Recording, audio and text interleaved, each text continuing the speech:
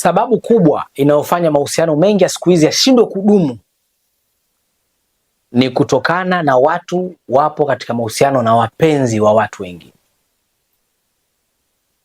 Hiyo ndo sababu kubwa sana. Nimekaa nimefanya utafiti, nimechunguza. Wanawake wengi wapo katika mahusiano na wanaume za watu ambao pengine ni wa kwako, lakini akili yake ipo kwa mwanaume mwingine ama kwa mwanamke mwingine. Wanaume wengi wapo katika mahusiano na wanawake za watu. Anaweza akawa yupo kwako, lakini akili yake ipo kwa mwanaume mwingine. Hiyo ndo changamoto kubwa. Sasa unaweza ukawa hujanielewa, unasema mwalimu anasema nini hapa? Nisikilize. Mahusiano mengi ya siku hizi hayakosi vitu viwili kama sio vitatu. Kitu cha kwanza, watu wengi wanaingia katika mahusiano ikiwa bado hawajapona ama hawajasahau mahusiano yaliyopita ama hawajakubali kuyaachilia. Kwa anaweza kweli akawa yupo single na akawa katika mahusiano na wewe tu, sio kwa maana kusaliti, lakini moyo wake, akili yake, mapenzi yake yapo kwa mwanaume mwingine. Moyo wake, akili yake, mawazo yake yapo kwa mwanamke mwingine, japo kimwili yupo na wewe. Sasa hiyo ndo jambo la kwanza. Yaani mahusiano mengi ya siku hizi utaingia tu katika mahusiano na mwanamke ambaye atakwambia mimi niko mwenyewe, lakini uhakika kuna mwanaume huyo mwanamke anampenda kichizi, anatamani hata mwanaume amuoe leo kesho. Yaani yupo tu, kuna mwanaume mmoja na mwanamke wako anampenda kichizi huyo mwanaume, ila tu kwa sababu haiwezekani kuwa naye ndio maana kawa na wewe. Ama anaona kwa sababu mwanaume yule anitaki, ama sipo naye acha tu ni move on kwa na huyo. Ama huyo mwanaume yule uko naye kuna mwanamke mmoja anampenda kichizi ila tu yupo na wewe basi. Mahusiano mengi ya siku hizi hayakosi. Na jambo la pili, mahusiano mengi ya siku hizi watu hawaingii kwa ajili ya upendo. Wanaingia kwa sababu ya kumove on. Ama jinsia. Kwa sababu mimi ni mwanamke natakiwa niwe na mwanaume, basi nitakuwa naye. Lakini kama leo hii nikiambiwa nichague ninayempenda, yani itokee tu hapa Mungu aseme jamani walioana wote njoeni, ama wenye mahusiano wote njoeni mbele. Haya wewe niambie unatamani kuwa na nani? Mimi nakwambia kuna wanaume wangestuka leo hii. Umekaa na mwanamke wako miaka 10, miaka 20, miaka 3, miaka 4, anamchagua mwanaume mwingine ambaye anatamani angekuwa naye, ambaye mwanaume mwingine yuko na mwanamke mwingine. Na wanawake wengi wangestuka leo hii wakiona wanaume wangechagua wanawake wengine ambao wanatamani wangekuwa nao katika maisha. Sawa? Sasa athari zake ni nini? Athari zake utashindwa kujitoa mazima. Kwa sababu yupo katika mahusiano kama title ama kama sehemu tu ya kuishi, kama sehemu ya jinsia. Kwa hiyo okay, naweza nikamwacha huyu nikatafuta mwingine. Kwa sababu yule mwanaume aliyosema siwezi kumwacha ndo ameshaondoka. Yaani yule mwanaume aliyosema ndo mwanaume wa maisha yangu hayupo tena. Kwa sababu sasa, kwa hiyo kama yule hayupo tena, hauoni maana eti ya kuwa na mwanaume mwingine tu ukasema ndo maisha yangu. Hao wanaume wengine wanaofuata baada yake yeye ni wale wanaume tu kwamba tupo pamoja, ikifika hatua tumeachana tuachane. Kwa hiyo hautakuwa mpiganiaji wa mahusiano. Ndio leo unaona mahusiano mengi watu wanaita kagomana kwa sababu hujapokea simu tu. Mbona hujapokea simu yangu? Achana na mimi, endelea mambo yako. Bwana mwanaume gani anipi hela bwana? Nimeshamwacha. Watu wanaachana kwa mambo madogo, unajiuliza mbona watu hawana upendo? Watu siku hizi waingie katika mahusiano kwa upendo. Watu wanaingia katika mahusiano sasa hivi kwa ajili ya mambo hayo tu. Jinsia, na hawapo na wanaume na watu wanaowapenda. Kwa mahusiano yamekuwa kama ni kichaka hivi cha kuwasindikiza katika jinsia zao. Mimi mwanamke lazima nigongwe, mimi mwanaume lazima nigonge, basi nitahusiana na mtu. Kwa hiyo athari kubwa zinazotokana na mahusiano ya namna hiyo ni kuwa na mahusiano mengi yasiyodumu siku hizi. Kuwa na mahusiano mengi yenye migogoro. Unashangaa haya mahusiano yametawaliwa na migogoro. Tatizo nini? Kumbe tatizo kiukweli ukifuatilia, wewe mwanaume wewe sio chaguo lake, na wewe mwanamke wewe sio chaguo lake. Kwa mmekutana tu katikati kupeana kampani. Kikitibuka mnakinukisha tu. Hakuna mtu atakayeona umuhimu wa mwenzake kwa sababu sio hamjachaguana. Nimefanya research, watu wengi no wasaidia kesi zao na vigundua hivi vitu viwili. Nikasema lazima leo nje kuvisema. Kwa athari yake hutopata mahusiano yenye kutulia. Ndio maana unaweza ukashangaa, unaweza kuwa na mahusiano mmekaa miaka 10 na mwanaume. miaka 20, miaka 30 na mwanaume. Baada ya kuachana, washangaa ukimpata mwanaume umekaa naye mwaka mmoja umeachana. Ukimpata mwanaume mpya umekaa miezi 6 mmeachana. Ukimpata mwanaume mpya umekaa miezi 2 mmeachana. Kuachana kunakuwa rahisi sana na wanaume wengine. Umekaa na mwanamke miaka 8, miaka 7, miaka 10, miaka 20. Ukiachana na mwanamke uliokaa naye miaka mingi, unaanza kupata mwanamke umekaa naye miezi 6 umemwacha. Mwanamke umekaa naye mwaka mmoja umemwacha. Yaani kuachana kwako kutokea hapo panakuwa rahisi tu. Hapa chukui muda umeshaachana. Yaani mpaka unajiuliza hivi niliwezaje kukaa na yule mwanamke miaka 20? Mbona this time mwanamke nikikaneta mwezi tunaona kama hatuelewani tu? Mbona mwanaume sasa hivi nikikaneta wiki naona kama hatuelewani tu? Niliwezaje kukaa na mwanaume miaka yote hiyo? Ile ndio ilikuwa ni riziki yako.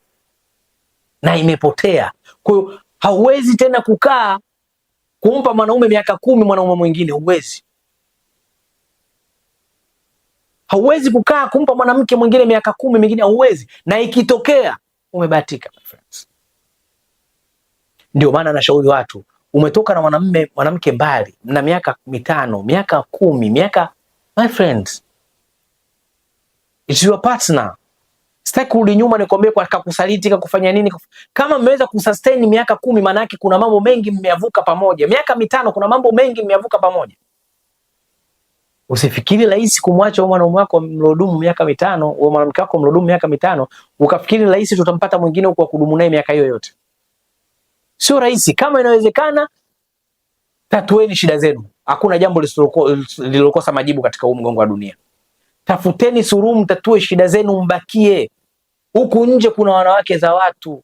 Huku nje kuna wanaume za watu ambao utakuwa nao lakini hawatokupenda ama hawatokubali kuwa na wewe katika hiyo namna kama ulivyokuwa na huyo.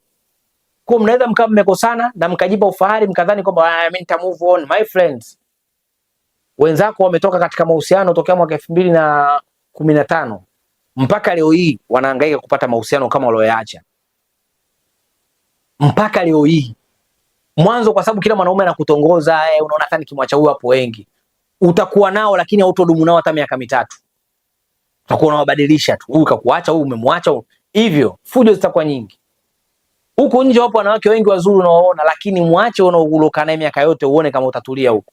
Ukija huku wiki 2 tushapigwa tukio, unatamani hata bora ungebakia kule kwako. Kwa usije ukapatamani huko nje, my friends. Huku nje kuna blocking arts nyingi, kuna watu wameshavunjwa moyo wengi. Huku nje kuna watu wameshachanganyikiwa. Watakuvuruga, mtavurugana. Kwa bora huyo wako ulioishi naye muda mrefu. Kama kuna uwezekano wa kutatua shida zenu, migogoro yenu, mtulie. Tena ambianeni kabisa, mume wangu, tumegombana, tumechukiana, lakini hakuna budi, lazima tutafute mwafaka tupatane. Huku nje utopata mwanamke kama mimi, sitopata mwanaume kama wewe. Tutatue shida zetu, mume wangu, mke wangu, tukae tutulie. Sihitaji tena kuhangaika, nishakuwa mtu mzima mimi, kuhangaika tena kutafuta wanawake, sio kutafuta mwanamke alotulia, sio kutafuta mwanamke. Nimechoka mama, tutulie, tupatane, tutulie. Ifike hatua tu mjue ukweli na mwambiane ukweli, mtulie. Wewe unafanya masiala nini, unalala na mwanamke? Mnaamka mwezi hujamuingilia, mwanamke yupo tu, akutangazi huko, sio una nguvu za kiume, hakunyanyasi, upo na mwanaume hakunyanyasi, upo. Yaani mmezoeana kiasi hicho. Ukimwacha wewe utaenda kwa mwanamke huko atakudai tendo la ndoa usiku. Yaani tuna wiki sasa hivi hatujafanya, unajiuliza mama yangu, mimi mbona mke wangu alikuwa anakaa naye hata mwezi atufanye na aongee alalamiki. Unakaa na mwanamke anakwambia, "Wewe vipi? Unanitaka mimi kunituza uwezi, hela utoi." Unaona, mbona mke wangu mwanamke wangu aje kuniambia mambo mabaya kama haya. Unaenda kwa mwanaume huko, ukijapokea simu ngumi, umechelewa kurudi ngumi, mbona mimi wangu alikuwa anipiga hivi, unaenda kutafuta majanga huko.